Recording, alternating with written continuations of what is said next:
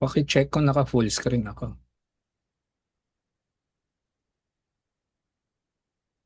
Eh, okay na po. Okay na po, sir. Okay, so good afternoon. So our topic today is prioritize, don't panic, managing busy operations. So on a daily basis, yung normal na nakikita natin dyan, madalas sabay-sabay yung mga nangyayari. So merong guest na dumadating, tumatawag sa phone, may mga gusto yung naka-check-in na guest, may trabaho kayong routine, merong kailangan kayong tulungan na coworker. So ang challenge natin is hindi natin magagawa lahat yan sabay-sabay. So that would be impossible. So our goal today is to learn how to decide what comes first. I want you to learn how to make better decisions kahit medyo busy yung operations natin. So by the end of the session, I want you to be able to stay calm, assess yung situation, identify kung ano yung priority, and gawin kung ano yung nasa priority. So first, let's understand bakit yung pagiging busy, minsan yun yung nagiging problem natin. So tingnan nyo yung nangyayari sa slide. So nakikita nyo si front desk. So ang dami nangyayari sa paligid niya. May guest siyang nag-aantay, yung room kailangan ng attention, tumatawag ako sa phone, may kailangan i-inspect, kulang yung mga towels, yung linen, sabay-sabay lahat yun nangyayari. So kapag ganyan yung situation, madaling mataranta. So hindi porket sabay-sabay yung nangyayari, sabay-sabay din yung priority level nila. I mean, pare-pareho yung priority level. So when everything feels urgent, people tend to rush. And pag nag-rush tayo, nagde-lead yan sa unclear communication, mga nakalimutang gagawin, unfinished tasks, and inefficient switching from one task to another. So ang skill na ipapractice natin today is to stop, assess, prioritize, and act. Hindi yung magpapanik tayo. So first is you stop what you are doing, you assess what is happening, hanapin yung ipaprioritize natin, saka tayo mag-act. So, i-breakdown natin yung process na to. So, pag maraming nangyayari, what you need to do is kailangan nyo mag-pause for a few seconds. So, you need to stop. Kung ano ginagawa nyo, stop ka muna. Scan nyo kung ano yung nangyayari. Gather facts. Ano ba nangyayari sa paligid natin? Ano ba yung mga kailangan kong gawin? Then, you rank them. Ano yung priority 1, priority 2, priority 3. Tingnan nyo kung ano yung kailangan unahin based sa impact and urgency. And number 4, that is when you take action. So, meron kayong 5 questions dito na pwede nyong itanong sa sarili nyo para may assess nyo kung ano ang dapat unahin. So, meron bang safety issue? May guest ba na nag-aantay ng kaagarang service? Meron bang deadline tong task na to, or pag hindi ko ba to ginawa magkakaroon ako ng problema later on? Ano dito yung pwede kong i-set aside muna for a few minutes? And ano ba talaga yung responsibility ko sa oras na ito? So paano tayo magra-rank ng mga different tasks? Meron tayong gagamiting priority ladder. So ito yung priority ladder natin. So meron kang safety first, guest-facing urgent needs, time-critical operations, routine tasks, and yung pagtulong sa kapwa. So first, yung safety. So anything involved na merong immediate risk sa guest, sa employee, or sa property. Yung number 2 natin, guest-facing urgent needs. Meron tayong guest na nag-aantay ng service natin or meron silang active concern. May concern sila sa inyo. So number 3 is time critical operations. Ito yung mga trabaho na dapat gawin ngayon para ma-prevent yung pagkaantala ng ating operations or trabaho. Number 4 is yung routine task. So ito yung mga importanteng trabaho pero araw-araw natin siyang ginagawa. For example, pag-logbook, pag-report sa GC ng mga ano ba, yung pag-update nyo ng mga records, yan, routine task natin yan. And number 5 is yung pagtulong sa kapwa natin. So, ang order palagi is safety, guest, time critical, routine, and health. So, tandaan natin yung decision framework na to, minsan nagbabago-bago yan. Depende sa facts na meron tayo. So, tingnan mo natin isa't isa. So, yung number 1 natin is yung safety. Safety first. So, ito yung merong concern sa guests, sa property at sa inyo. So ano ba yung mga common example ng safety natin? May nadulas na guest tayo, yan. Meron tayong nakita na smoke or electrical or fire hazard. Merong tumutulo na nakakapag-affect ng safety or ng property. For example, yung tulo nandyan sa may hagdan. So that is a safety issue. Diyan sa may labas natin, medyo madulas na yung ano natin. So that is a safety issue. Any security concern na kailangan ay immediate attention. So remember na kapag safety ang involved, yung trabaho natin, we need to stop it and we should respond first sa safety. So mag-respond tayo depende sa established na emergency procedure natin or i-escalate nyo kung kinakailangan. Number 2, guest-facing urgent needs. Ito naman yung mga um, bagay na about sa guest natin. For example, may guest na gustong mag-check-in, nasa front desk siya. May guest kayo na nag-aantay ng assistance sa inyo. May guest na kailangan ng isang item dahil nakaka-apekto sa comfort nila. For example, kailangan ko ng kumot kasi hindi ako makatulog, sabi ng guest nyo. So that is a guest-facing urgent needs. So what you need to do is i-acknowledge nyo yung waiting guest nyo kahit hindi nyo pa kagad nare-resolve yung concern nila agad. For example, mabuhay po. Sige po ma'am, assist ko po kayo kagad, saglit lang po. Okay. So that is what do you call this? Acknowledging yung mga waiting guests natin. So after urgent guest facing needs, kailangan natin tingnan yung operational timing. Ano yung operational timing naman? Yung time critical and routine. So tingnan niyo yung dalawang photos na to. So yung time critical is basically anything that needs to be done now kasi nakakaapekto siya sa operations natin or sa guest service natin. Yung routine task naman natin, wala siyang immediate hindi siya kailangan gawin kaagad pero kailangan siyang gawin during your shift. Kung tulad ng pagtutupi ng mga sinampay, pag-organize ng supply, pag-record sa logbook, anything that is not urgent and can safely wait but it is your task, yan ang routine natin. So, you just have to ask yourself, ito ba ay time critical?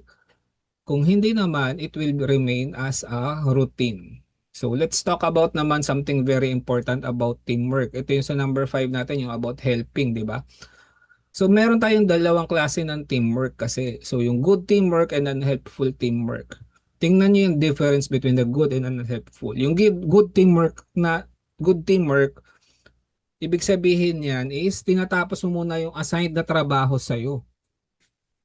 Sinasabi mo sa kasamahan mo na pwede ka na mag-assist and tumutulong ka kaagad naman kapag yung operations is requiring your immediate support.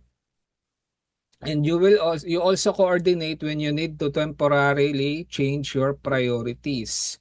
Unhelpful teamwork naman is kunyari iniwan mo si front desk para tumulong sa isang non-urgent task. Tumutulong kayo sa routine work ng mga kasama nyo habang yung inyong trabaho naman ay naiiwan pang hindi tapos. Another is helping without telling anyone na i-cover yung responsibility mo. So bago kayo tumulong, tanungin niyo muna, okay na ba yung trabaho ko? Pag okay na siya, pwede ka nang tumulong. Pag hindi pa, i-secure niyo muna yung trabaho mo. Unless na yung situation itself is kailangan ay hindi naman siya higher operational priority and merong magko-cover sa trabaho mo, pwede kang tumulong. So i-apply naman natin yung priority ladder. So meron tayong um, 5 na actions dito. I-rank nyo nga siya between from 1 to 5. Yung 1 is priority, yung 5 yung least priority.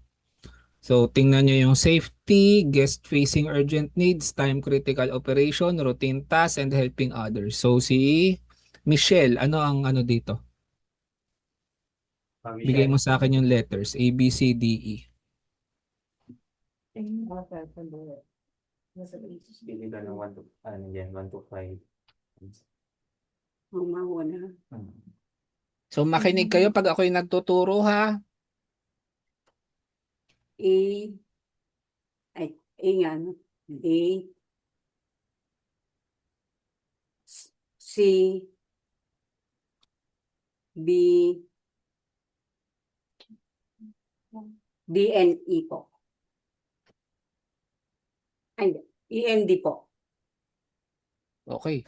So ano ang sagot mo ulit? A, A, C, B, E, and D. A, C, B, E, D. A, C, B, E, D. Tama? Apo, sir. Okay. So tingnan natin, compare natin yung sagot mo naman. So ang una mo is yung guest waiting to check-in. Una mo yan. So ang number 2 mo dapat is si uh, towel request. Towel request. A, B, C. A, B dapat. Ang telephone rin mo siya yung C. Yung laundry folding mo is D. So A, B, C, D, E. So bakit? Bakit ganito yung ano nito? So kasi itong guess mo is basically ito yung priority. Ito yung wala tayong safety, 'di ba? Tanungin niyo mga sarili, may safety concern ba dito? Wala. Wala po. Wala, 'di ba? So ang next nagiging concern niyo diyan ay it should be guess ano yun? Guess urgent needs. Tama ba? Guest facing urgent needs, 'yan. Guest facing urgent needs. Tapos time critical, routine, then tawag dito, yung helping others. So itong guest waiting check-in mode, ito yung number 2 priority mo. Si towel request mo is an active guest need. So ibig sabihin time critical yan kasi na-request ng guest mo yan eh. Yung 3 mo is a phone ringing. Needs attention pero pwede naman mag-antay saglit yan. Si laundry folding mo, that is a routine. So nasa number 4 siya. Yung pagtulong natin palagi is on number 5. So i-prioritize niyo yung impact and timing. Focus muna kayo kung ano yung importante. So yung sinasabi naman ni Michelle, possible rin naman siya na maging ganun yung procedure, ganun yung pag-assess niya. Depende na lang kung ano yung mga facts about that sa situation na yon. Pwede kasi maging ganito yung nangyari. Yung phone call mo is about merong nagre-report na may umuusok sa kwarto. So mauuna yan kasi safety first yan eh. Yung laundry mo na nasa number 4 kanina, kailangan pala siya nung guest kasi kailangan mo na pala siya kasi may mag-guest na mag-check-in. So mapupunta siya sa time critical. Yung number 5 natin na pagtulong sa kapwa natin na ano, pwede siyang tumaas kasi mayroong guest na mag-check-in sa kwarto na to. Yung towel request natin kanina, which is an active request, number 2 siya kanina, di ba?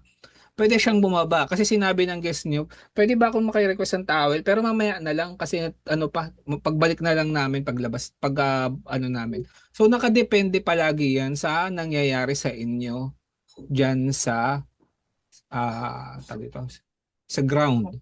Ang kailangan nyo, i-assess nyo yung mga pangyayari. May pwedeng mabago yung mga priority nyo depende sa information na hawak ninyo. So yung prioritizing naman, hindi naman ibig sabihin niya, ini-ignore nyo yung mga kailangang gawin. So pag may guest kayo dyan, i-acknowledge nyo yung guest nyo na nag-aantay sa inyong service.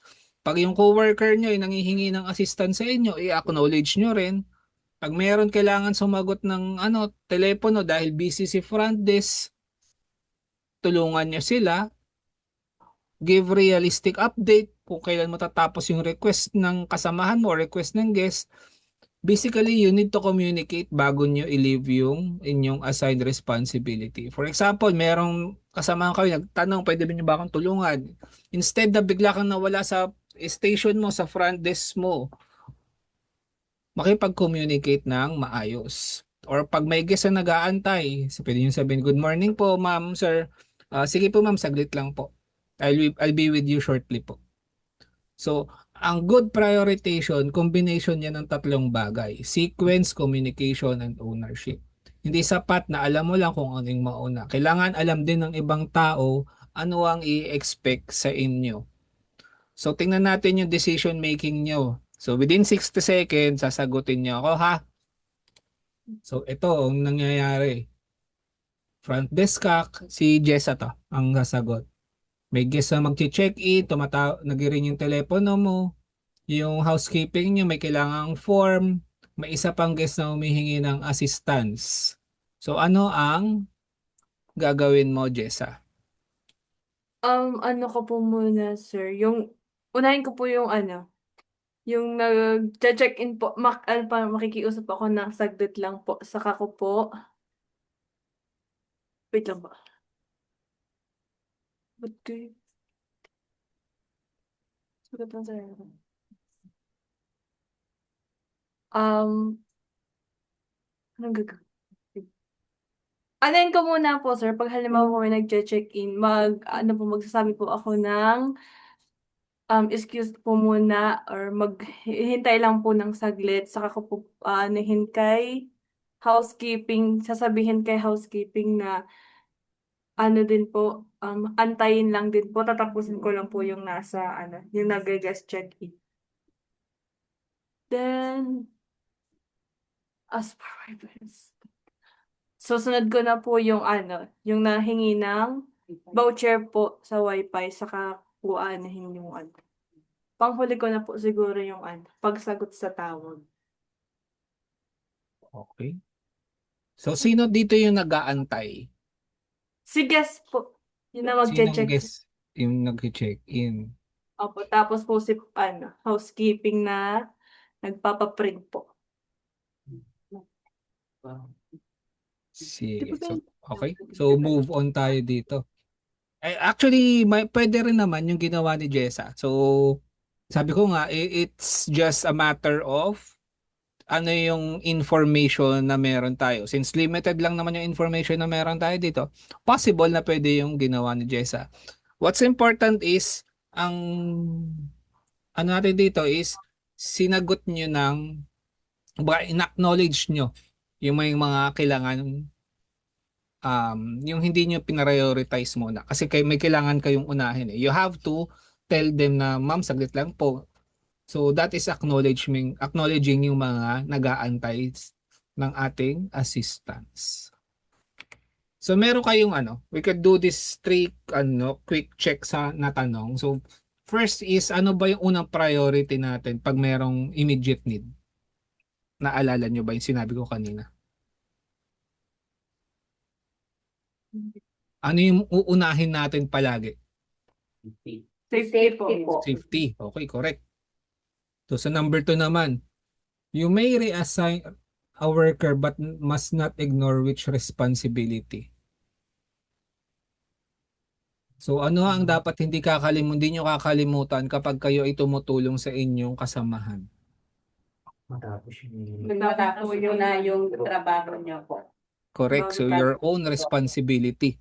So make sure na yung own responsibility natin ay covered bago tayo tumulong. So number 3. So yung laundry kailangan ng tiklupin. Pero may guest na nag-aantay mag-check-in. Sino ang uunahin natin? Yung Yes guest po. po. Okay, correct. So yung good service is about making smart decisions, having clear communication, and taking ownership. So let's put the whole lesson into one final framework. So prioritize, don't panic. So what you should always remember is itong ladder natin. So unahin nyo palagi yung safety, then check for the guests, then do the time critical, do the routine, and lastly health. So kapag yung mga bagay ay nangyayari sa atin sabay-sabay, always remember that you should pause, assess the situation, protect your assigned responsibility, and work according to priority instead of reacting to everything at the same time. Ibig sabihin, hindi nyo kailangan mag-react sabay-sabay sa mga nangyayari sa paligid nyo. Hindi kailangan mataranta. I-assess nyo muna yung paligid or yung mga pangyayari bago kayo mag-take action. So always be calm. You should clear your priorities one task at a time. So that ends our Zoom session about basically not panicking. So this one was made kasi meron tayong mga kasamahan na one of their OFIs or opportunity for improvement is yung pag-prioritize and hindi mag-panic. So I hope to those na mga medyo natataranta sa trabaho, this module will help you para kayo ay hindi na masyado maratel, especially pag sabay-sabay ang nangyayari. So sa front desk, madalas nangyayari ito, pero since kayo ay cross-trained naman, you know how to do the tasks of the others, especially pag nag-overtime. So I hope that everyone understands this module. So may napapansin ba kayo sa mga modules na tinuturo sa inyo? Anong Ano po? comments nyo? Any comments? Halos ano po sir, yung mga problem po na na-encounter dito sa info. Halos ano? So, ano po yung para pong nag-ano po sa ano. Sa akin lang po, parang nag-ano lang po sa nagre-review sa ano. Parang Yeah. galing po sa evaluation yung mga ano po, kahinaan po ng bawat isa. Oh, yes. Oh. Nasabi ko naman natabi mo. Di ko ba nasabi? So basically yung module natin is based sa evaluation nyo to. So parang kino-cover natin kung ano yung mga opportunities for improvement ng bawat isa. So instead of me doing parang personalized coaching sa isa't isa, since nagawa ko naman na yun sa inyo, I'm doing a modular na training session. So siguro you can look at it this way. All of your modules are designed para sa properties and specifically para sa inyo. So kung mapapansin niyo, kung ano yung tinuro ko nung simula, related lang siya hanggang ngayon. Ano ba yung madalas yung nakikita? Yung mga, di ba, yung stop, assess, yung stop and think, di ba? So pare-pareho lang siya. So we will be continue be doing this until the 8 sessions, tapos I will do an evaluation again siguro on the third quarter ba? O third quarter. Then reassess kung ano yung mga kailangan natin i-improve pa.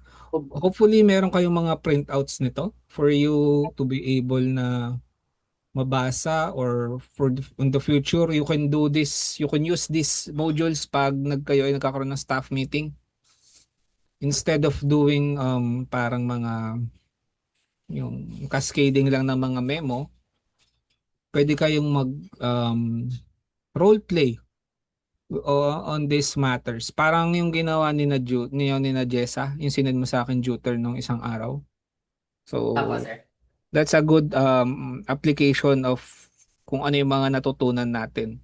And having an evidence will also help you para ma-review later on yung mga um, ginawa ninyo. Kasi minsan nakakalimutan natin yun. So any questions? Wala daw po sir. Wala naman. So tomorrow, let's do another, tapos pahinga muna ulit tayo. Hindi ko alam kasi sa Friday, may lakad yata ako sa Friday. So tomorrow I could do another, yung module 6. Yung ano, yung tawag dito. For a while ha. Stop sharing ko na pala. Paano nga ulit ang stop sharing?